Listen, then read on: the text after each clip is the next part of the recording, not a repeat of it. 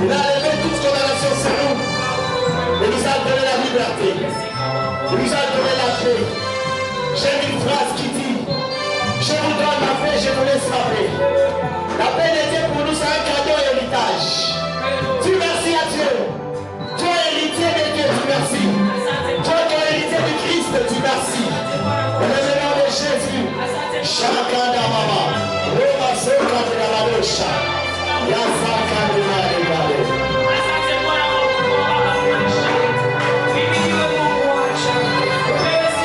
Shekere Mama Soka de la Badosha.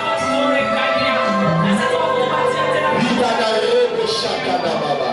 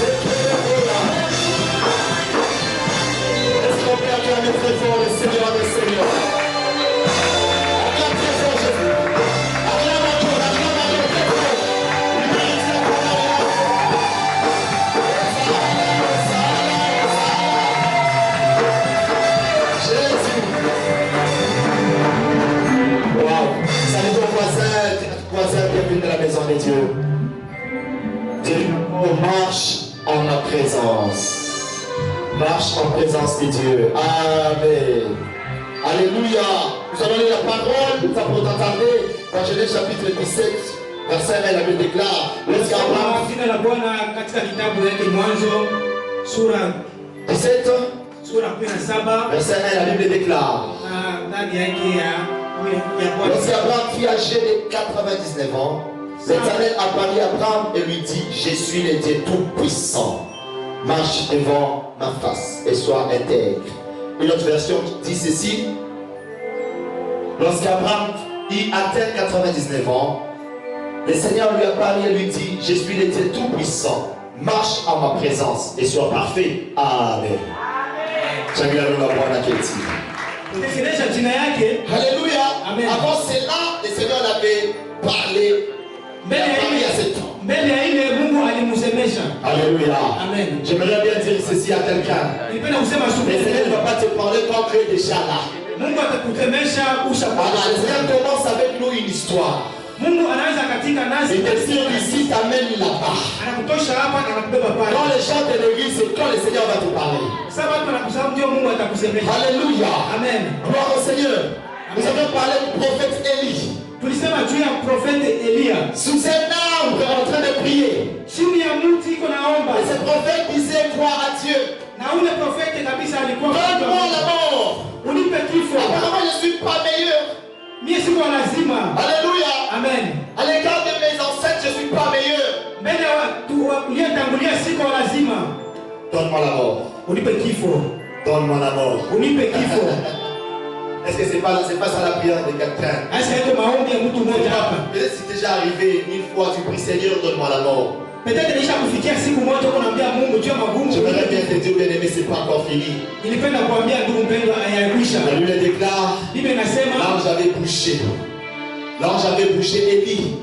Cette dernière avait dit à Élie, prends la nourriture, mange. Et de l'eau. Alléluia.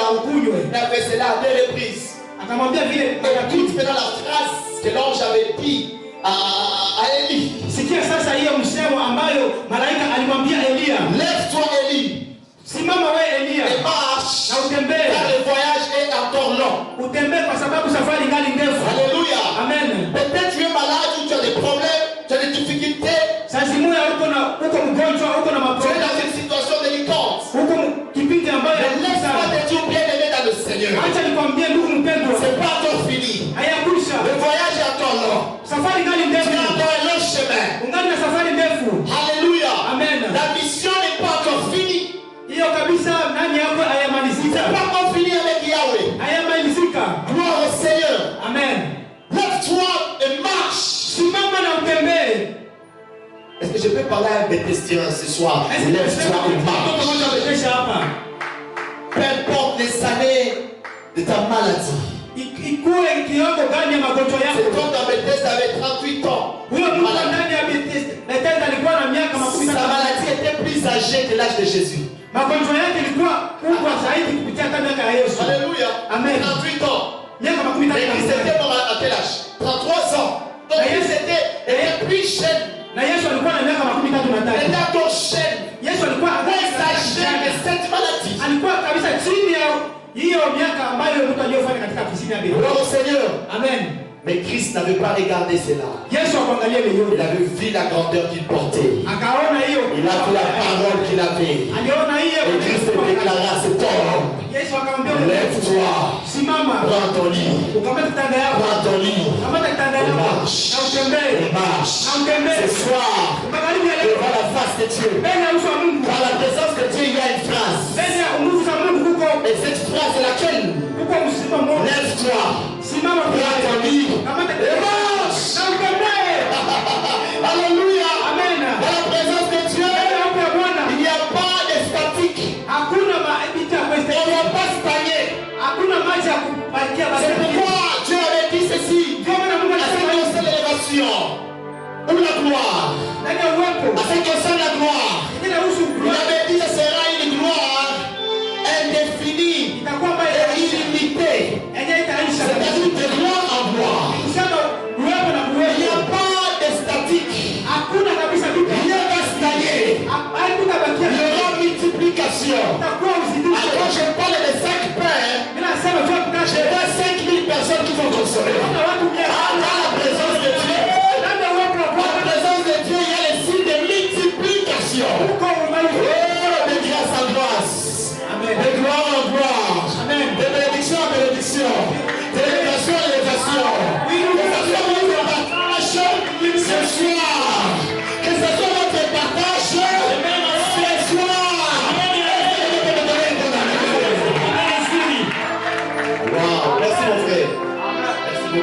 vous bénisse abondamment. Waouh! Gloire au Seigneur. Amen. La multiplication. Uzidisho. Oh, chacun dans la vallée à la gauche. Élie, lève-toi et marche car le chef n'est encore long. Ça dit que tu as une mission, Élie. Accomplie. Tu ne vas pas mourir. Dans notre thème, si quelqu'un s'est arrivé peut-être à mourir, peut-être pour le Seigneur, la personne a déjà fini sa mission. Tu pars maintenant faire quoi? Te reposer. Mais tant que la mission n'est pas encore finie,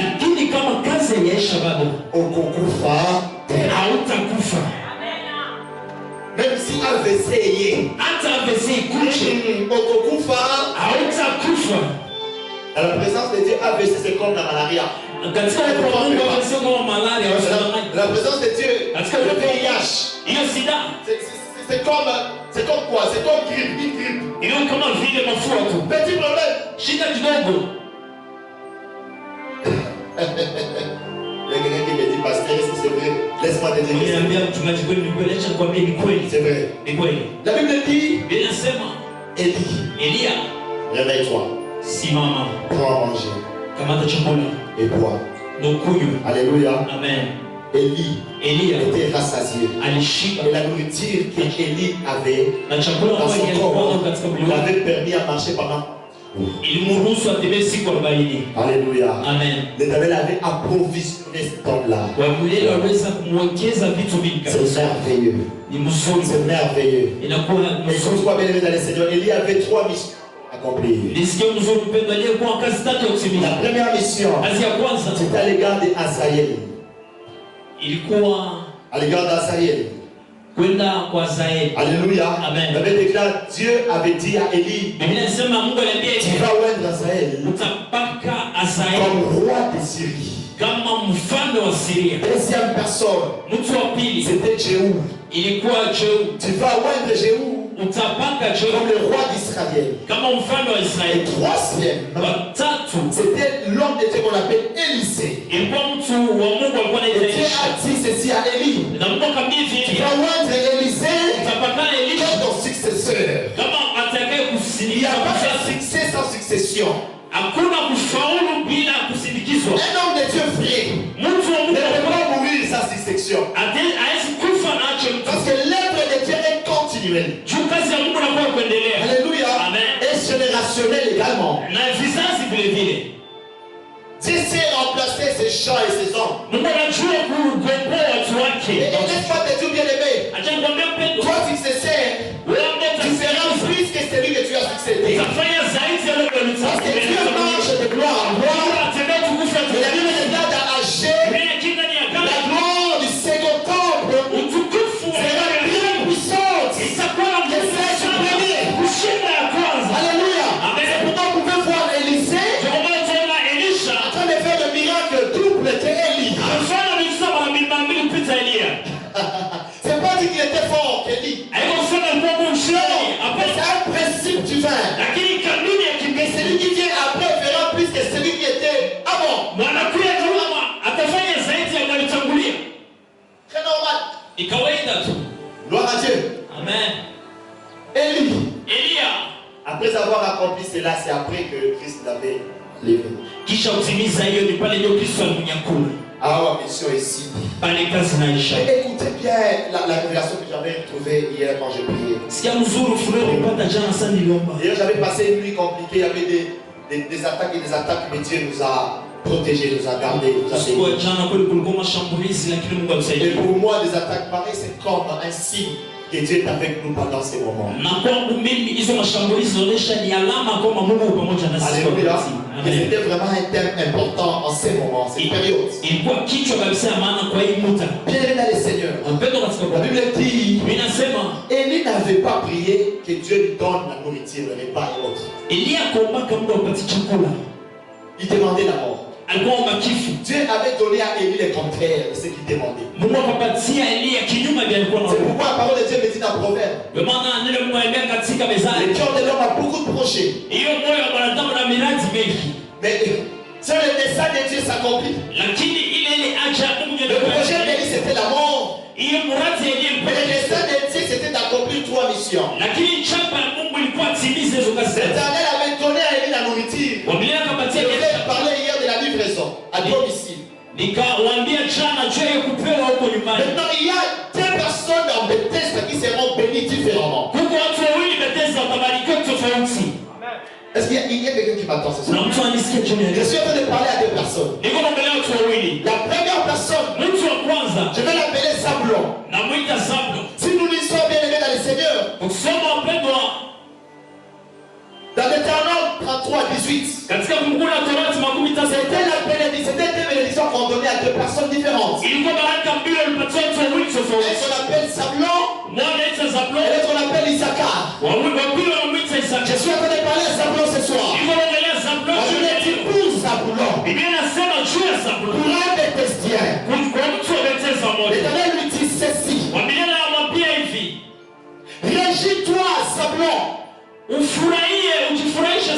dans tes courses. Alléluia. Amen. En d'autres termes, régis-toi, Zabulon, dans ta marche. C'est-à-dire que Zabulon sera béni une fois marché. C'est-à-dire que Zabulon sera béni une fois cherché. Zabulon, on se retrouve dans Matthieu 7:7. Alléluia. Zabulon bien aimé dans le Seigneur, s'il reste statique, il ne verra pas la bénédiction de Dieu.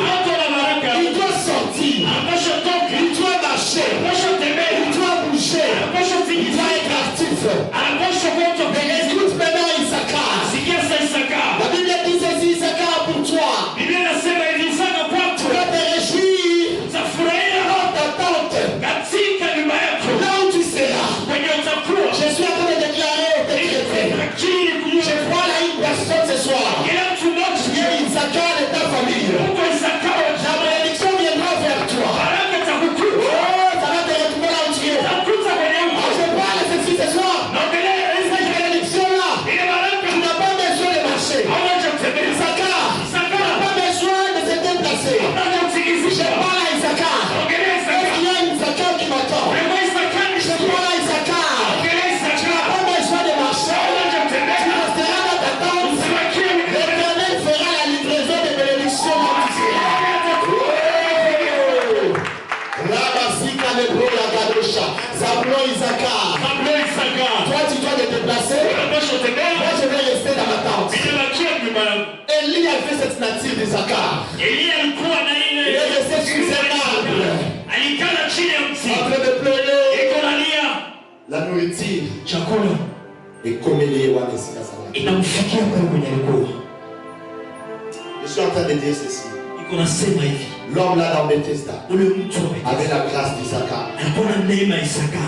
Il y avait d'autres qui allaient bouger pour être sauvés. Pour être guéris. Il fallait qu'on les jette, qu'on les pousse dans l'eau, dans la piscine. Mais Issachar, 38 ans de maladie, il était là statique. L'eau est venue vers Issachar. Et moi je l'appelle Jésus-Christ de Nazareth. Yahweh. Il est venu vers Issachar. Là où Issachar était dans sa tente. Receive now Issachar. Je suis en train de parler à quelqu'un maintenant. Tu es Issachar. Tu es Zabulon. Moi j'aimerais bien qu'une personne soit les deux à la fois. C'est normal. C'est possible. C'est possible. Tu peux être Zabulon, tu peux être Issachar. Quand tu sors, tu dis à Dieu, je sors, je marche avec toi. Je suis Zabulon. Tu peux être à ma marche. Tu peux être Issachar, tu es à la maison, tu dis Éternel. Écoute en accord, c'est possible. Mais toutes ces choses doivent se passer dans la présence de Dieu. Alléluia. Amen. Gloire au Seigneur. Amen. Dans Daniel chapitre 3, c'est là où nous sommes aujourd'hui. La Bible nous parle des trois Hébreux. Les trois Hébreux.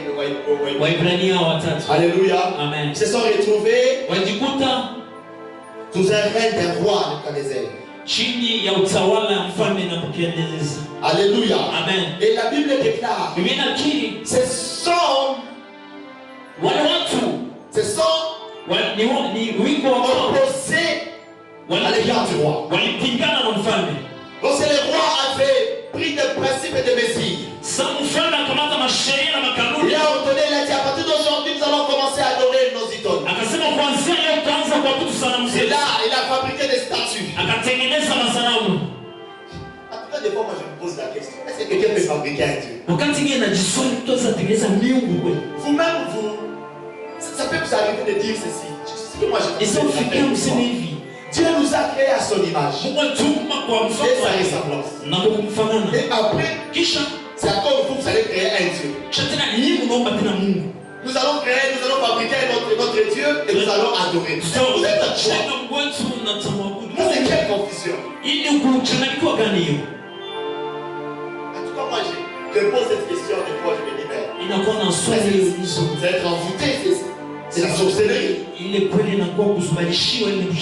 Alléluia. Amen. Comment toi tu peux fabriquer un Dieu et pourtant tu t'es dit d'abord quand même que tu étais créé par son image. C'est lui qui t'a créé.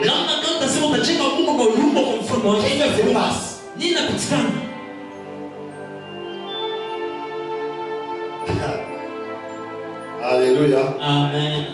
Il y avait des magistrats, il y avait des personnalités dans ces royaumes. Et tous se sont prosternés devant ces idoles. Pourquoi un magistrat allait se dire, pour mon intérêt, j'accepte. Non, tu ne peux pas rater ou perdre mon travail juste à cause. Parce que je n'ai pas obéi. C'est pas pour ça. Je vais prosterner.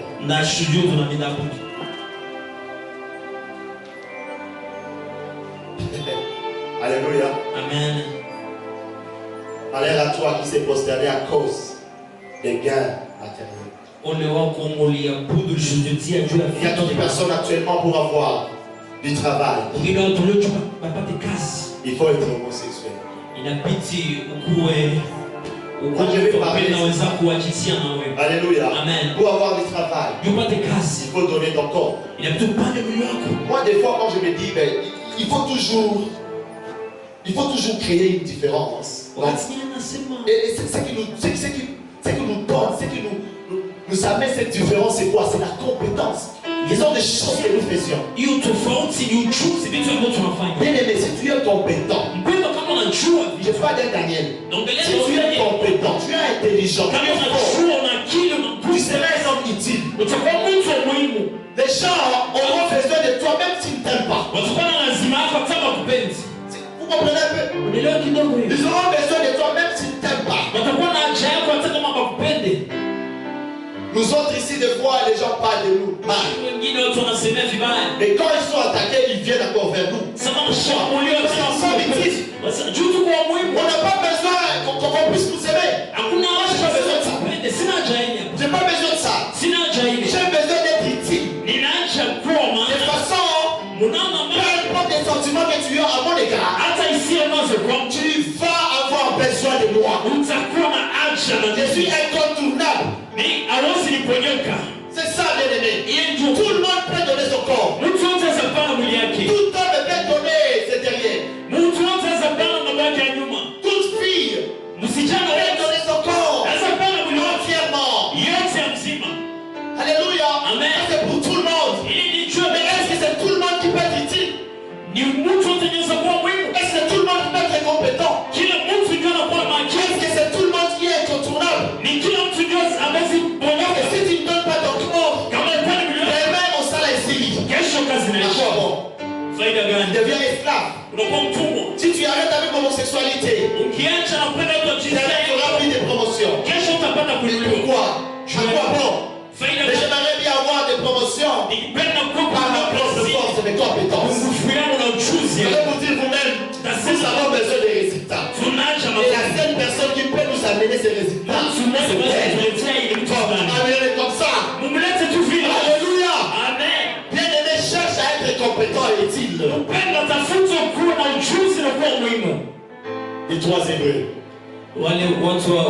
Ces gens marchaient en présence de Dieu. Ils se sont dit, nous Plus jamais on peut se prosterner Akasema shie devant les idoles. kuzisujudia. La Bible dit, Biblia le inasema roi avait établi un arrêté, il a dit ceci, un arrêté, pardon, il a dit ceci. Biblia inasema mfalme akatoa mkataba akasema hivi. Il a dit à partir d'aujourd'hui, Kuanzia leo si quelqu'un refuse de se prosterner devant les idoles, kama mtu anakataa kusujudia hizo miungu, il y a une fournaise ardente. kuko moto Nous allons chauffer cela. shimo ya moto Et après, nous allons jeter ces gens-là. kisha utatupa wale watu ndani. Ces 3 personnes Wale watu tatu se sont opposées là, à ces choses. wakapinga hizo sheria. Ce sont dit, nous marchons en présence de Dieu. Wakasema shimo tunapinga uwepo. On ne peut jamais se prosterner devant les idoles. Kabla tuwezi Nous acceptons la fournaise ardente avec joie. tunaitika hiyo shimo ya moto na furaha. Nous acceptons cela avec plaisir. Tunaitika kabisa na Tout ça, hiyo yote juu ya nous acceptons cela. tunaitika hiyo. Alléluia. Amen. Et la Bible déclare, Lakini quand ils se sont opposés à cela et protestés à cela, sawa walipinga hiyo. la Bible dit, Biblia inasema les surveillants sont partis vers le roi. Ils ont dit au roi, walikuwa wachunguza les accusateurs. watu ambao wanakuwa Laisse-moi wanachunguza. les appeler encore une fois le messager du diable. Acha niwaambie wapasha habari wa shetani. Roi, Mfalme Shadrach, Meshach, Abednego, je Shadraka, fils, Meshaki, Abednego de se wamekataa prosterner devant les idoles. kusujudia hizo miungu. C'est vrai. Ni kweli. Le roi dit, Mfalme akasema, allez, la fournaise ardente chauffée 7 fois. uchamushe mara saba hiyo Lorsque tu sheria. parles de 7, Sona sema saba. moi tu me parles du repos. Mnaendelea C'est kupumzika. ça la confusion que le roi avait manifestée en ces lieux. Njoo mchanganyiko Ces jours-là. kwa na Yesu. Alléluia. Amen. Quand tu dis 7 fois, Unasema saba. est-ce que moi en tout cas tu me touches? Mimi Tu ne feras rien parce que tu parles du repos. La fournaise ardente pour moi sera un repos. Parce que tu as prophétisé sa mort toi-même au travers le chiffre 7. Alléluia. Amen. Et ils ont chauffé 7 fois. La Bible dit ils ont pris ces champs pour aller maintenant faire quoi? Les jeter. La Bible dit ceci. Ils ont pris ces gens devant la fournaise ardente. Je pense peut-être qu'il y avait d'autres questions qu'on allait poser. Car question de dernière chance. Tu acceptes ou bien tu vas continuer à s'opposer. Nebuchadnezzar dit, Shadrach dit, voilà, les protestants. Ah oui. Ah, toi, moi aussi. L'autre, il t'aime. Ah, ok, c'est votre dernière chance. Nous, on n'a pas, nous les enfants des cieux. Mais nous, ma chance, c'est ça qui a sauté. Vous ne dépendons pas des chances. La chance peut louper. La grâce, c'est ça notre affaire. Parce que la grâce nous localise. La grâce est dans la wifi. La grâce est dans la Bluetooth sans téléphone. Alléluia. La grâce pour moi c'est un aimant. Alléluia. Bien-aimés dans le Seigneur, ils ont pris ces gens. Quand ils voulaient les jeter, ces gens qui voulaient jeter, c'était eux qui sont entrés d'abord là-bas. Pourquoi? Quand je disais là, je me suis dit, mais pourquoi ces gens, ils ont inauguré cette fournaise ardente? Pour le Seigneur, c'est un endroit où Dieu te place là où tes ennemis ne peuvent pas accéder. Là où tes ennemis ne peuvent pas arriver. Pour te surveiller encore. Pour parler encore de toi. Pour toucher ta vie. Qui allait arriver là-bas? Fournaise ardente. Même le diable n'allait pas arriver. Parce que pour lui, les feux, c'est un signe de condamnation et de jugement. Je vois ton âme. Quand il va pour les ardentes voler, je ne vais pas entrer là-bas. Je ne vais pas entrer là-bas. Il y a une situation qui nous arrive. C'est un moment où Dieu crée l'intimité entre nous et lui. C'est à Dieu de se retrouver dans la fournaise ardente parce que Hébreu me dit. Le Dieu que nous servons, il est le feu de foi. Il est le seul à entrer là-bas.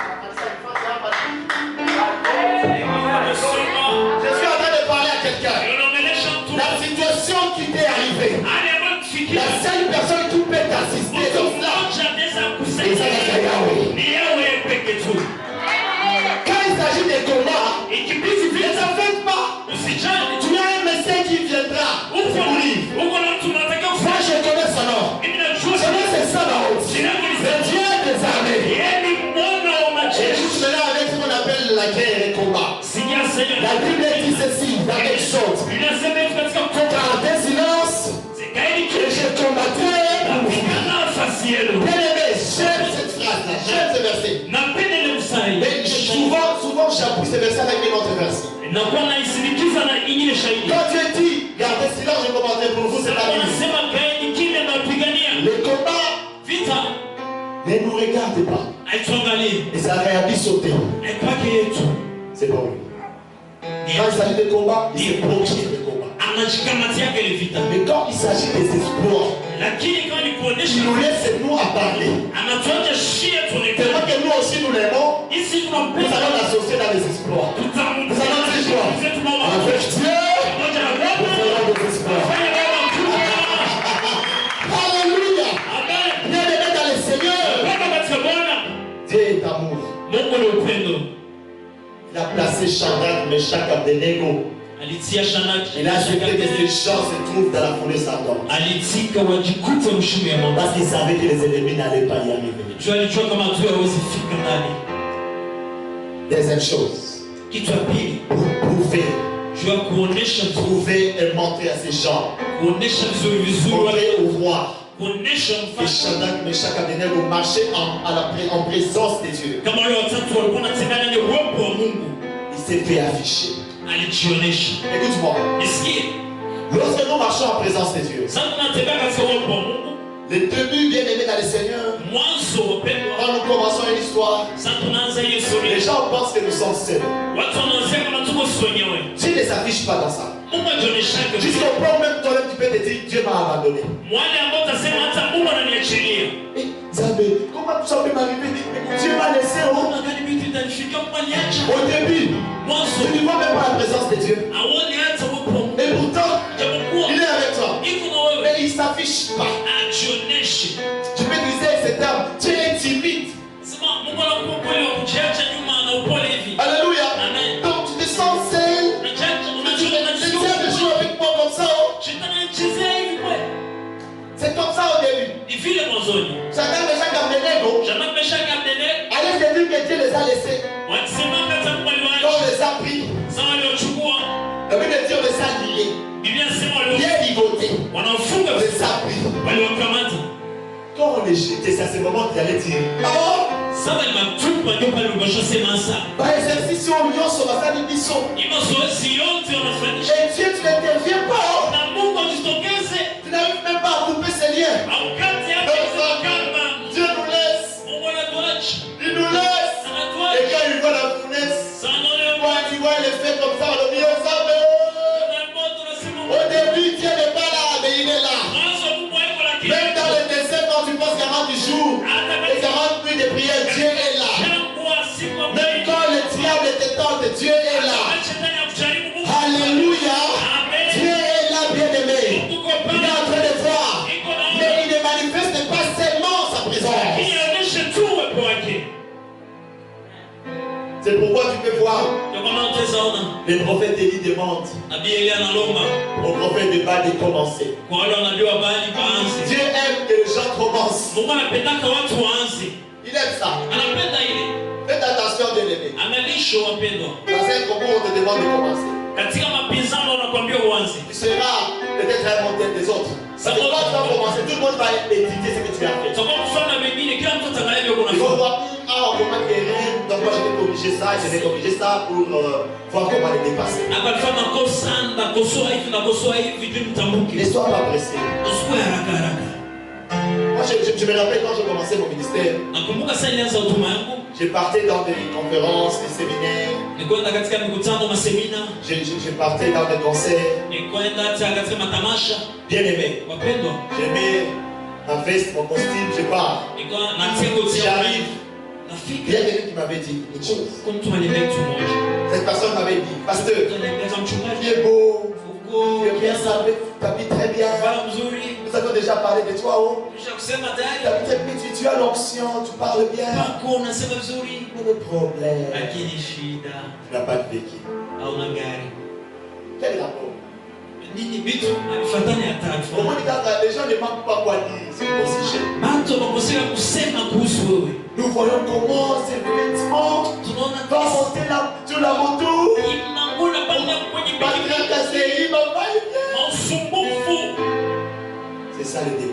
Est-ce que quand tu me dis que je n'ai pas de véhicule, moi je n'ai pas Jésus?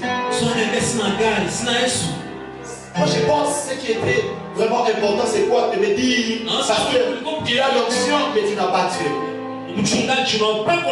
Là je vais poser la question, cette onction est venue. Et là quand je parle de ça, je vois Bethel et Bethel. Quand je parle de Bethel, je vois la maison de Dieu. Quand je parle de Bethel, je vois Dieu dans sa maison. Donc ça peut être ma maison et je suis absent. Et on peut dire que c'est ma maison. Soyez de El Bethel, ne soyez pas Bethel. Alléluia. Béni le Seigneur. Quel rapport? Si je suis sur une moto, c'est un problème. Et il a ajouté la vie ceci. Si j'étais vraiment ton chrétien, ton fidèle, j'allais vraiment sensibiliser les gens pour qu'on puisse t'acheter avec lui.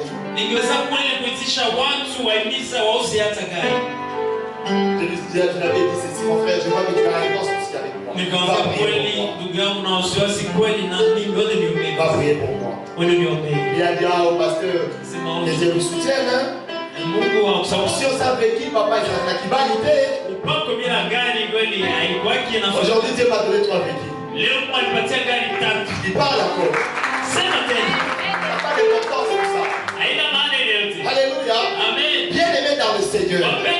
J'arrête mes chats qui apprenaient à la fournée sa chance. La Bible dit ceci. Le roi est venu pour vérifier. C'est vrai, bien aimé, tu peux te retrouver dans une situation difficile. Personne ne peut y accéder. Mais il y aura quand même des vérificateurs.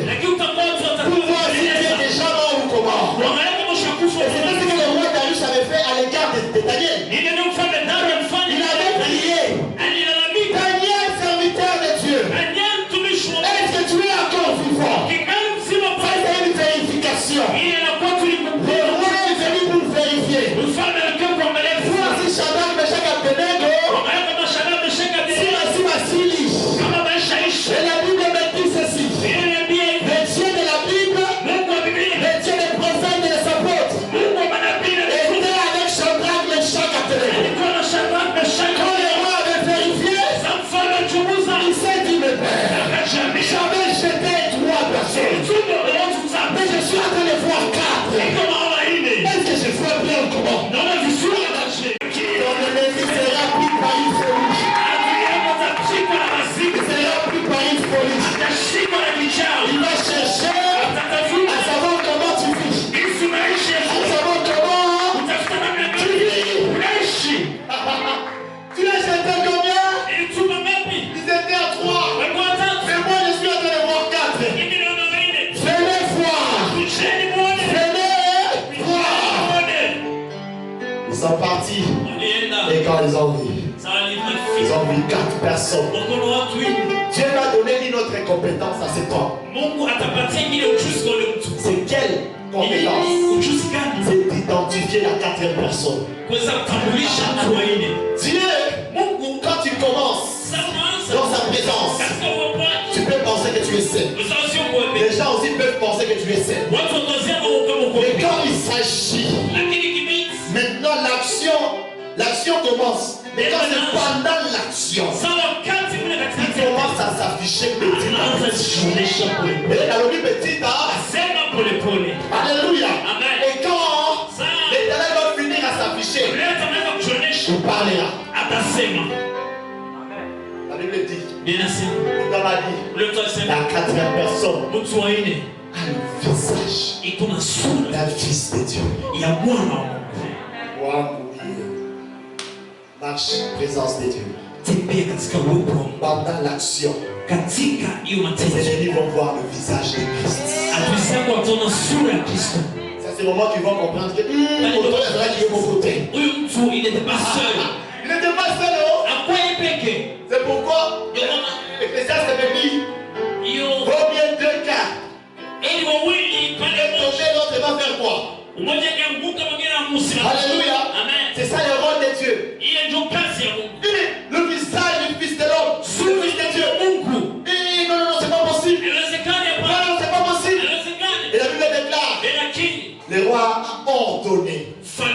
Vous savez, ce qui fait tomber, c'est qu'il y a une ordonnance et une autre ordonnance. Les gens qui ont signé l'ordonnance dans ta vie, ils ont dit tu ne vas pas évoluer, tu n'iras nulle part. Ce sont les mêmes personnes qui vont commencer à signer d'autres ordonnances. C'était quelle ordonnance? Faites quitter ces gens là-bas. Et ils pensaient que la quatrième personne allait apparaître. La quatrième personne ne peut pas apparaître à l'extérieur de la fournaise. Quand il s'agit de la fournaise, au moment où on arrive. Quand c'est pas la fournaise, tu ne vas pas les voir. Je me rappelle un verset qui me dit, Christ avait dit ceci, amenez-moi une ânesse. Si quelqu'un vous pose la question, quand vous allez commencer à dévier, c'est là. Dites-leur que le maître il en a besoin. Il devait entrer à Jérusalem. La Bible me dit, quand Christ entrait, les gens mettaient par terre le mal. Christ est entré au-dessus. Je vous pose la question, qui avait piétiné le pas? Qui? Lorsque nous portons Christ, la gloire là, c'est nous qui portons. C'est nous. C'est la messe. Piétine. C'était pas Jésus. Jésus était au-dessus. Ces gestes-là nous disent quoi? Même si Christ qui donne sa gloire, n'oublie pas, il est au-dessus. C'est quelqu'un qui m'attend. Reste humble. Même si tu donnes la gloire, reste comment? Reste humble. C'est très important. Shadrach, Meshach, Abednego. À partir d'aujourd'hui, les rois a signé une ordonnance, il a dit ceci. À partir d'aujourd'hui, nous tous, nous allons commencer à adorer les dieux de Shadrach, Meshach et Abednego. Tu commences à adorer ton Dieu. Tu commences à adorer ton Dieu. Ils adorent le Dieu de Bethesda. Ils adorent le Dieu qui t'a exaucé. Ils adorent le Dieu qui t'a fait quitter la fournaise ardente. Alléluia. Et ils ont mérité les vêtements de ces gens. La Bible dit aucun de leurs vêtements était touché par le feu. Chose drôle, même les vêtements à Cathy. Le vêtement de béton. Wow! Alléluia! Amen. Il n'a pas d'amour pour ça. Dieu t'aime. L'amour me vient pas à couper dans la web. Et Dieu me dit qu'il t'aime aussi. Gloire à Dieu. Amen. Dieu a chiché ces gens. Mungu alihukumu wale watu. Et dans sa manière. Lakini namna yao. C'est pourquoi nous parlons de Daniel. Ndio kama tunaongelea Danieli. Qui veut dire quoi? Il y a Daniel qui veut dire Dieu juge. Mungu anahukumu. Dieu comprend. Mungu juge ce soir tes adversaires et tes ennemis.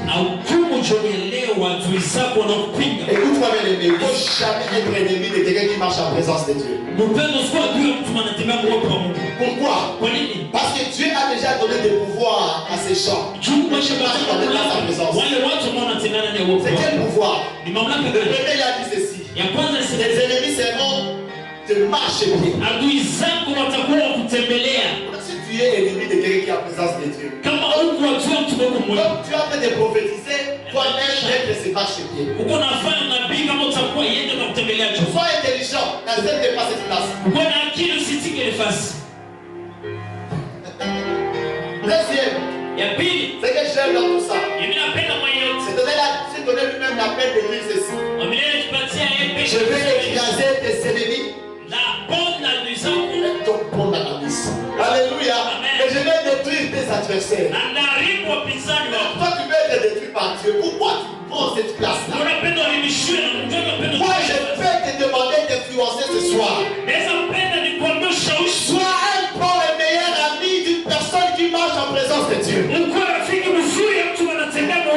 que si tu es ami à cette personne, tu seras facilement ami de Dieu. Parce que l'ami de mon ami, c'est mon ami.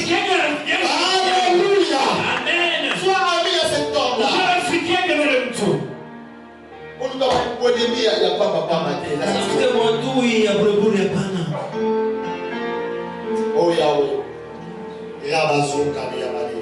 Shadrach, Meshach, Abednego. Écoute-moi ce soir. La promesse d'Adam pour toi. C'est un endroit où Dieu t'a placé. Dieu vous a placé là-bas. Pourquoi? Parce que il sait très bien que les ennemis ne peuvent pas y entrer. Deuxième chose, il a laissé la place à Jésus. Il veut que vous puissiez créer l'intimité avec Jésus. Que vous soyez partenaire de Yahweh. Et après, que les rois et qui commence à dire, à partir d'aujourd'hui, nous allons adorer les dieux de ces hommes, les dieux de ces hommes, Rabaché Kanaya, les dieux de ces hommes. Alléluia. Le Dieu de ces hommes est capable de protéger dans le feu. Et c'est pourquoi Isaïe 43 me dit, verset 2, tu peux marcher dans la mer, le fleuve, les ne germeront pas. Même dans le feu, ne sera jamais brûlé. Même la flamme ne va pas t'embrasser. Pourquoi? Parce que tu marches dans sa présence. Tu marches avec le Seigneur. Marche avec le Seigneur. J'aime une phrase que Ruth avait dit. Elle a dit ceci à Naomi. Ton Dieu sera mon Dieu. Je ne vais pas te laisser. Partout là où tu iras, ton Dieu sera mon Dieu, Naomi. Alléluia. Les dieux de Naomi, avaient permis des choses. Écoute-moi très bien. La première des choses, il a accepté que l'homme qu'on appelle l'époux d'Érit puisse mourir. Cet homme n'avait pas de marque. Il n'avait même pas de quoi? Je veux dire des griffes. Alléluia. Et Dieu peut accepter que tu perds ce qui n'a pas de marque. Pour que tu sois attaché à Naomi, au lieu d'être attaché à Naomi en tant que belle-sœur, tu seras attaché à Naomi en tant que coéquipier dans le Seigneur. Qu'est-ce qui s'est passé? Ruth et Naomi marchaient maintenant avec Dieu. Elles ont commencé une marche avec le Seigneur. Et la marche avec Jésus, c'est une marche qui nous amène vers Boaz. C'est pourquoi tu peux perdre quelqu'un qui n'a pas les griffes pour atteindre un roi qu'on appelle Boaz. Ah, je suis en train de dire à quelqu'un qui a perdu peut-être un fiancé qui allait t'épouser. Ne sois pas déçu. Il y a un Boaz qui se prépare. Dieu ne peut pas accepter que tu pars là-bas. Il y a d'autres filles qui, si une fois ne s'épousent pas, ne se marient pas à un roi, elles ne seront pas à l'aise.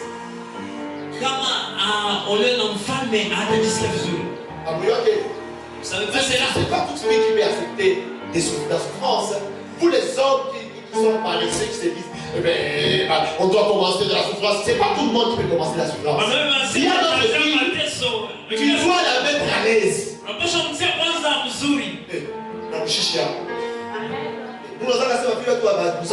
Une fille, c'est une perle. C'est une fleur. La rose.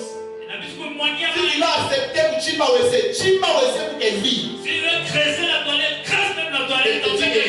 Aujourd'hui, tu vois, nous allons chercher nous tous. Toi, tu cherches, moi, je cherche. On fait chercher, mais c'est pas son devoir. Je vais aller très loin. La Bible dit ceci. Pas pour que l'homme soit seul. Il ferait une aide semblable. Quand on parle d'une aide, c'est-à-dire, d'abord, tout ce que tu peux voir, c'est à toi. Maintenant, elle peut t'aider. Même nettoyer la veille des assiettes, c'est à toi de faire ça. Elle est une aide. Elle peut venir t'aider. Pourquoi la Bible dit l'appelle aide? Qu'est-ce que vous appelez aide? Aide, c'est pas l'esclave. Est-ce qu'on paye une aide? Bon, je pose la question, nous allons aller dans la construction. Il y a un maçon et il y a ce qu'on appelle un maçon. Si une fois la maison n'est pas vraiment bien construite, on va chercher qui? Et c'est qui va dire, oh, amenez le ciment, nous allons mélanger avec les sables. Qui va faire tout ça? Tu peux maintenant demander à son aide de m'aider. Mais d'abord, c'est lui. Et maintenant, aujourd'hui, non, si elle ne cherche pas, moi je ne vais pas me marier. Tika, puis ça tombe pas. Je sais chercher. On ne trompe pas. Et je suis bien averti. Devant ma femme, c'est pas la chica, non. Je suis averti qu'on ne trompe pas. Sinon, si tu es pasteur, devant ta femme, chacun a la quelque chose. Et veut te dire, oh, nous sommes dans la présence de Dieu, ma femme. Le voisin va t'aider. Les humains vont t'aider. Il faut faire attention. Une femme, c'est une oreille. Qui n'est même pas bouché. Donc elle a besoin d'écouter des fois. Donne à ta femme sa valeur. C'est comme l'église bien-aimée. Nous là, on ne peut pas convaincre un fidèle ou bien un païen de se convertir. C'est pas à nous de le convaincre. Nous sommes là, nous venons juste aider Jésus à faire cela. Mais c'est à Jésus de convaincre. C'est pas à moi de faire tout ça. C'est à Jésus, mais je viens l'aider. Je suis une aide semblable à Jésus. C'est pourquoi je peux dire, mais dès dans cette mon église. Mais d'abord, premièrement, c'est l'église de Jésus. C'est pas mon église. C'est l'église de Jésus. Et mon église en Jésus. Est-ce qu'on comprend? Il ne faut pas traiter mal ta femme. Pas domestique, pour vous boyer. D'abord, quelqu'un qui est semblable à toi. Une personne qui vient avec toi. En plus, là où on l'a placé, c'est où? La cause. Je donne l'exemple. Viens, approche-moi, mon frère. Approche-moi. Tu es comme ça. Si je vais me frapper comme ça, tu vas faire comment? Je vais me frapper comme ça. Tu vois? Dieu l'a placé là où tu dois protéger. Si tu me frappes ici, je peux faire ça. Si tu frappes, je peux frapper. Tu vois comment il fait? Mais s'il s'agit, si je fais comment? Je vais faire comment? Tu vas faire comment? Tu vois? Tu peux protéger ta femme. Toi, tu exposes ta femme. C'est à toi de l'injurier devant tout le monde. Impoli. J'aimerais bien demander à cet homme de rentrer d'abord chez tes parents. On le dit très bien, après il rentre. C'est pas toute femme qui peut accepter ces choses bien aimées. C'est pas sa faute. Traite bien ta femme. Gloire au Seigneur. Amen. Christ a compris que dans la progéniture des rites, je vais y venir. Je vais y venir. Je serai tiré là-bas.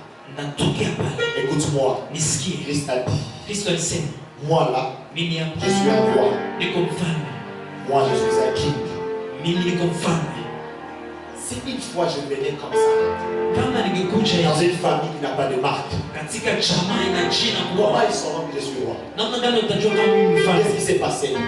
Cette personne, le mari d'Élite, est mort. Dieu a attaché Élite à un roi. Et c'est pourquoi nous pouvons parler de Jésus.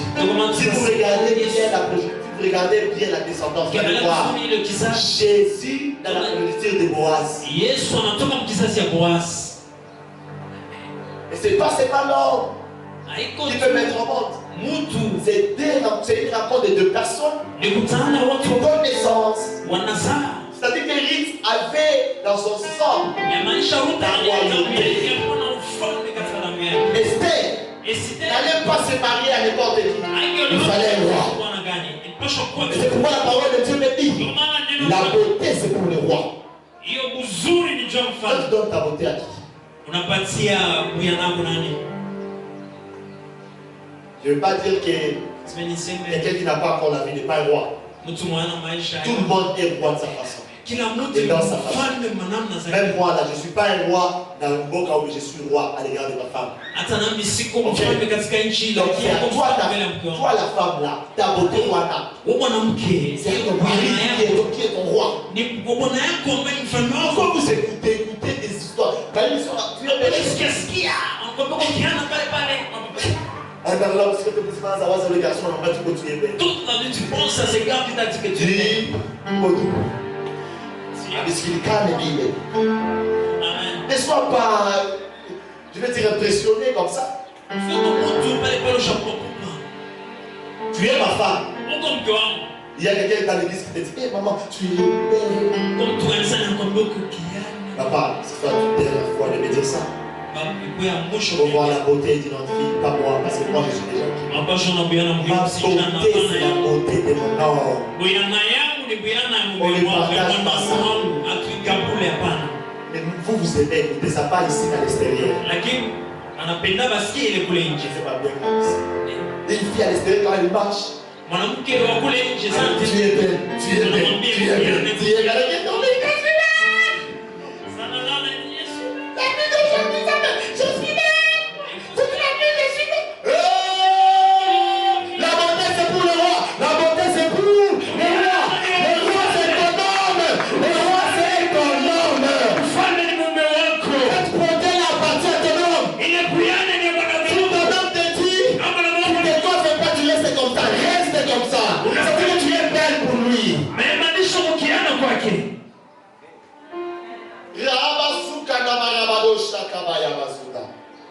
Oh, alléluia. Marche dans la présence de Dieu. Quand tu marches dans sa présence, il manifeste sa présence pendant et après. Mais quand il s'agit de commencement, il commence avec toi, mais il ne se manifeste pas. Il ne s'affiche pas. Et ce que j'aime avec Jésus est quoi? Bien-aimé, Dieu achève ce qu'il a commencé. Il ne laisse pas à coup de route. Alléluia. Amen. Il n'est pas comme d'autres personnes actuellement qui donnent des promesses et ne vont pas accomplir. Comme les députés actuellement, ils vont donner des promesses et des promesses. Il y a même d'autres qui vont nous dire, je vais doter pour tous les célibataires qui sont ici. Tout ça pour avoir le pouvoir. Et pour aller même discuter des autres. Alléluia. Il y a des gens actuellement qui vont donner, je ne sais pas, ils vont donner des promesses et des promesses. C'est la différence qui existe entre ces députés, entre ces candidats présidentiels et notre Dieu ce soir. Notre Dieu, il promet ce qu'il a déjà accompli. Ce qu'il a déjà réalisé. Il finit de réaliser. Maintenant, il te promet cela. Oh, alléluia. Et quand il commence une chose, il termine cette chose. Pourquoi? Parce qu'il est alpha et oméga. Laisse-moi te dire encore. Entre alpha et oméga, qu'est-ce qui se trouve au milieu? Il y a quoi au milieu? Parce qu'il dit que je suis alpha et il est oméga. C'est-à-dire ici au milieu il y avait quelque chose. Il y avait qui là-bas? Ah, laisse-moi te donner un bon nom. Il est Emmanuel. Le Dieu est parmi nous. Le Dieu avec nous. Il va marcher avec moi. Et c'est pourquoi dans Matthieu il me dit, il ne laissera jamais. Il ne t'abandonnera jamais. Il sera avec toi. Tous les jours, tous les jours, tous les jours, tous les jours. Jusqu'à la fin du temps. Est-ce qu'on peut se lever et prier? Est-ce qu'on peut se lever et prier? Je sens la présence de Dieu. Je sens la gloire de Dieu. L'Éternel est là et présent.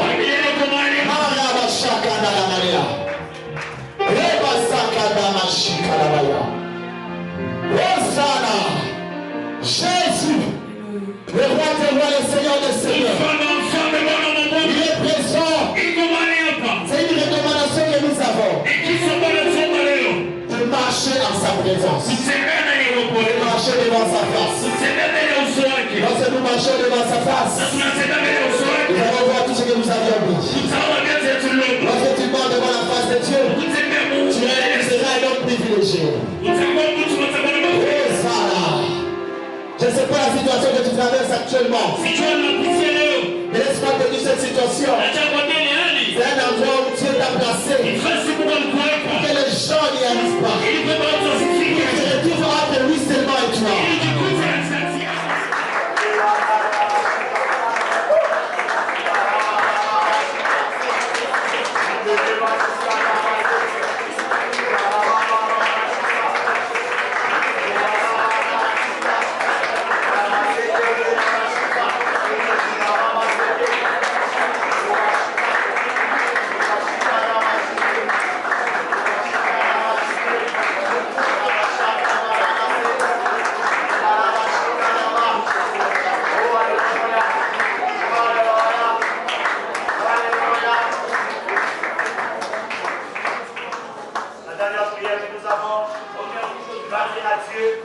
Aide-moi à demeurer dans ta présence.